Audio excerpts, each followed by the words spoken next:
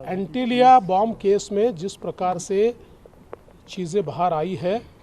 और सचिन वाजे एपीआई इनको जिस प्रकार से अरेस्ट हुई है, मुझे ऐसा लगता है इससे सरकार के ऊपर एक सवालिया निशान पैदा हुआ है। विशेष रूप से हम लगातार ये कह रहे थे कि ये बहुत गंभीर घटना है और सचिन वाजे के ऊपर कार्रवाई होनी चाहिए,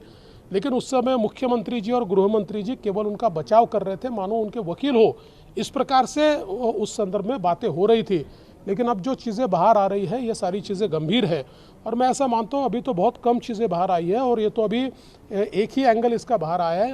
मनसुख हिरेन जी की हत्या। ये जो एंगल है ये तो उससे भी बहुत ज़्यादा मैं ऐसा मानता हूँ कि गंभीर है, जो भी बाहर आना बाकी है और जो बाहर आएगा तब ध्यान में आएगा कि इसमें कौन कौन लोग लिप्त है, इसके पीछे की मंशा क्या है। एक और सवाल मैं पूछना चाहता हूँ कि ये जो एपीआई वाजे है ये करीब 16 सालों से सस्पेंडेड थे और उनको हाईकोर्ट ने सस्पेंड किया था और जब वो हाईकोर्ट ने सस्पेंड किया, जिस समय मैं गृह मंत्री और मुख्यमंत्री था, उस समय भी शिवसेना के नेताओं ने आकर इनको वापस लिया जाए इस प्रकार की मांग रखी थी। उस समय मैंने एडवोकेट जनरल जी को वो पूरी फाइल दिखाई थी और उन्होंने मुझे सलाह दी थी कि ये हाईकोर्ट से सस्पेंडेड है और इस प्रकार से इनको नहीं लिया जा सकता। लेकिन बावजूद उसके जैसे ये नई सरकार आई तो नई सरकार ने कोरोना का बहाना देकर उनको वापस लिया और केवल वापस नहीं लिया तो जो क्राइम इंटेलिजेंस यूनिट है, जो मुंबई पुलिस का सबसे महत्वपूर्ण अंग है और जिस पर हमेशा पीआई रहता है उसका प्रमुख,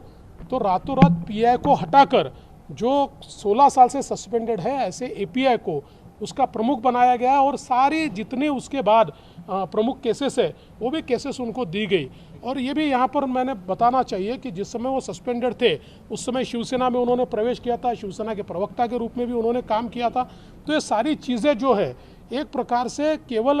मुझे ऐसा लगता है कि अपने हित के लिए इस प्रकार का कार्य ये बहुत ही गलत बात है और इसमें से हमारे सरकार की, हमारे पुलिस की इमेज भी खराब होती है और इसमें सत्य अभी आधा ही बाहर आया है। हम अपेक्षा करते हैं कि पूरा सत्य जल्दी बाहर आएगा।